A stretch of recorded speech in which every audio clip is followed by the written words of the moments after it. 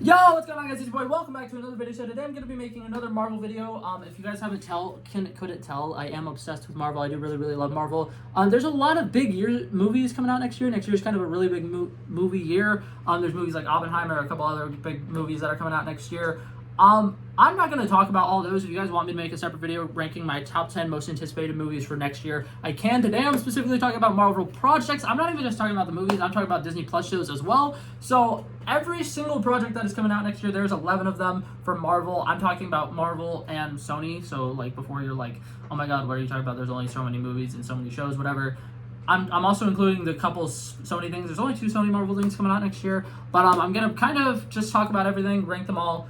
I do want to go ahead and say a quick disclaimer. This is fully my opinion. If you are more excited for something on this list that I'm not very excited about, I'm very sorry. But that being said, I'm going to get right into it. So coming in at number 11, my least anticipated movie or show or whatever of next year is the X-Men 97 animated series.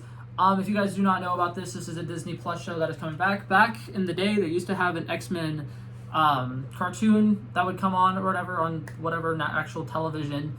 And this show is supposedly going to take off right after where that show left off, and it's going to be animated, the same animation style or whatever. It's going to be the same X-Men characters who were in it before, obviously probably voiced by different people now, but I didn't watch it growing up, so it doesn't have the same nostalgia factor for me. To me, it's just another cartoon, and I feel like this is kind of going to be more like okay, you watch it, you put it on in the background of whatever you're doing. It's not going to be that major of a thing. I don't think that this is going to have huge ties into anything else. It's kind of going to be more of a for fun thing, which is kind of nice, but it's just not necessarily what I'm looking forward to next year, because there's a lot of big things coming next year, and that one's just kind of at like the bottom of the list. So coming in at number 10, this one is a Sony project. Sony has proved time and time again that they really do not know what they're doing with their properties. They are making these villain movies, but instead of actually making the villains, they're making them anti-heroes and having them fight against other people who have the exact same power set, and it's kind of pissing me off, and I'm kind of tired of it. So I'm really hoping that they can turn this one around. They have Aaron Taylor Johnson playing Kraven the Hunter, and I absolutely love Kraven the Hunter. He's a really good character. The only problem is he is such a big, bad Spider-Man villain, and the fact that they're going to be doing this movie without any form of Spider-Man in the movie does kind of drive me insane. I'm a little worried. I think Aaron Taylor Johnson is great casting for the role, but everything that they seem to be doing with it, everything that's been announced for it, kind of seems like they're really going to royally butcher the character. After what's happened with Morbius, after what's happened with Venom Let There Be Carnage. Venom Let There Be Carnage literally had phenomenal casting. Woody Harrelson as Carnage was great. Like that was a great casting decision. Just didn't kind of get paid off in the writing, and the story overall just did not work for me. So I'm kind of disappointed in Sony. I'm really hoping they get their shit together and that this movie actually shocks me, because then I'll be excited for Madam Web whenever that comes out. But yeah, so that's it for that one. On to the next one. Number 9. Coming in at number 9, we have the Echo show. This show is supposedly coming out next year. Honestly, I know absolutely nothing about the show except for the fact that Maya Lopez is coming back. The actress who played her is coming back. She's the deaf superhero. It's kind of an interesting story going on with her, but at the same time, I'm kind of like, a lot of the interesting stuff that they are probably like wanting to touch on in this show is stuff that they kind of already went over in the Hawkeye show. I feel like a lot of the interesting stuff with her character is kind of already gone through. Like her conflict that she had with Kazi, where she had to kind of kill her love, kind of was like a really big deal. And the fact that she's not getting to explore that in her own show is kind of going to make me upset.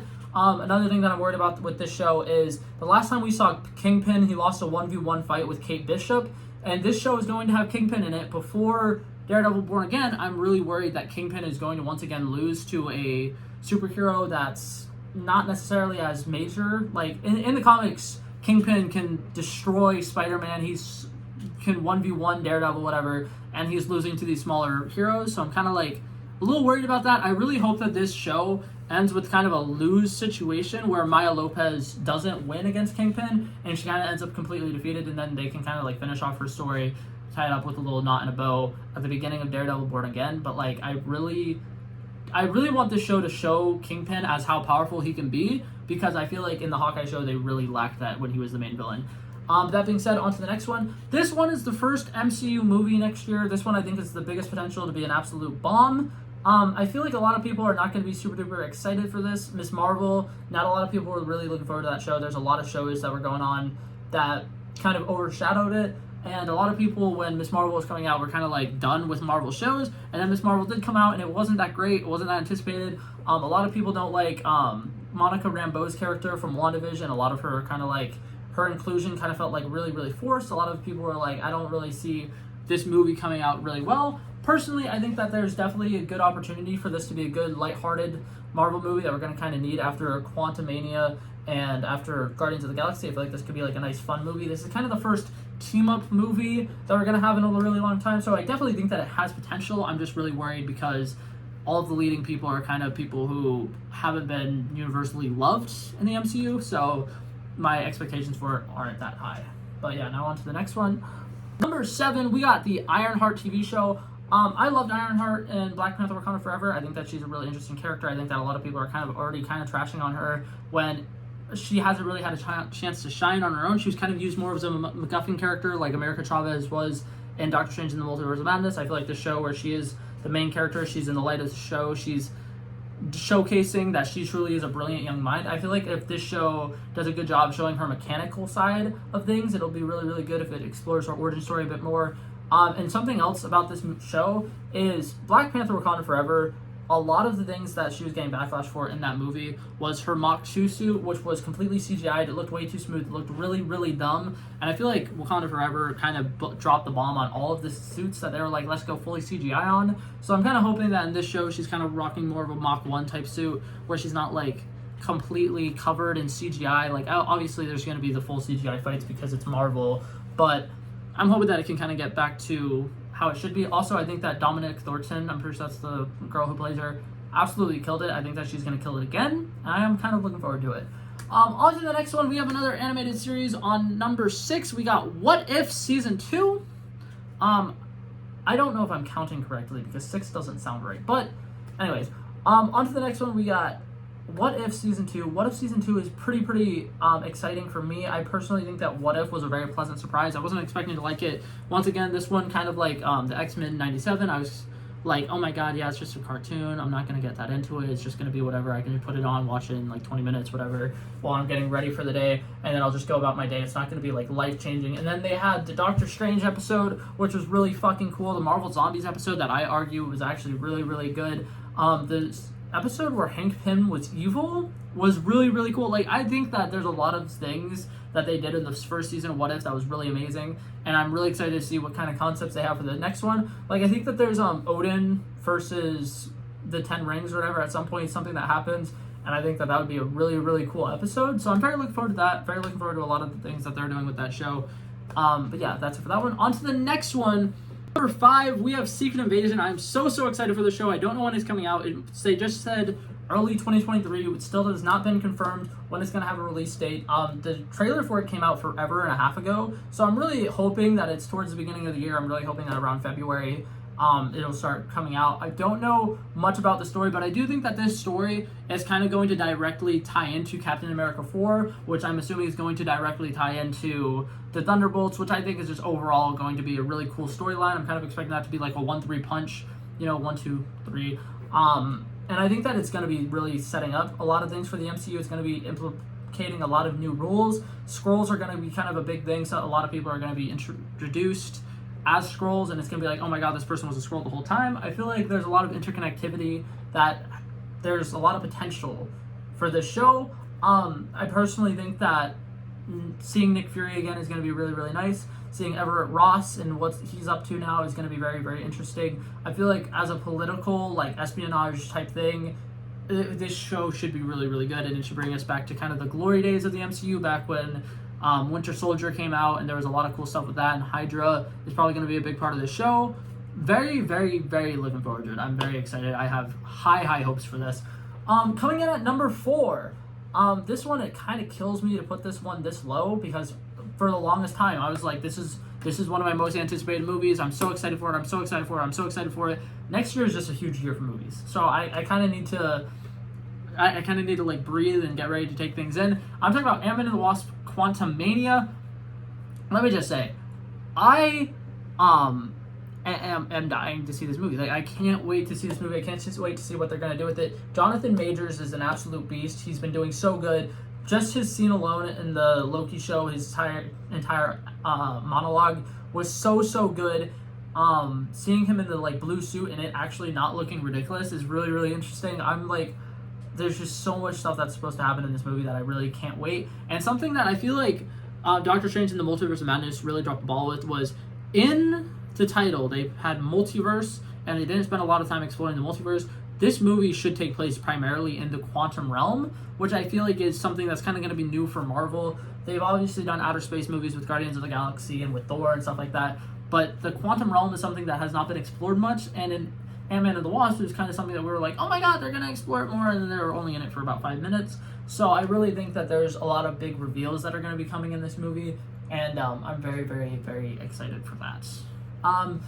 Coming in, topping off our top 3, we got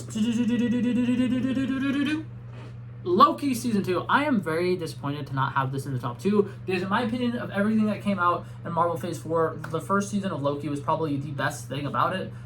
Introduced King the Conqueror, introduced Jonathan Majors, so fucking great. I love Sylvie, I love Owen, Wilson's character, Mobius and Mobius. I loved Hunter B-15. There were so many characters in that show that were so interesting to me, that were really, really cool, and kind of like stole the show a little bit. And I'm kind of really excited to see where they're going with this second season of Loki, because there's a lot of things with the TVA that's kind of like a really, really big deal. I'm pretty sure the TVA is how Deadpool is going to be introduced into the MCU. I feel like there's just so many things that are going to be connecting in this. I feel like as a show in the MCU, this show is kind of being the trailblazer, showing what our shows can be capable of, what they can have, like the big tie-ins with the movies, and showing that like Disney Plus shows are not something that you should just kind of like push aside. Like this show is really good, and season 2 I'm expecting to be just as good. I feel like there's going to be a lot of big twists and reveals. Something I loved about the first season of Loki was the pacing of that show was so good. Every single day had you thinking, oh my god, what's happening? Oh my god, what's happening? Oh my god, what's happening?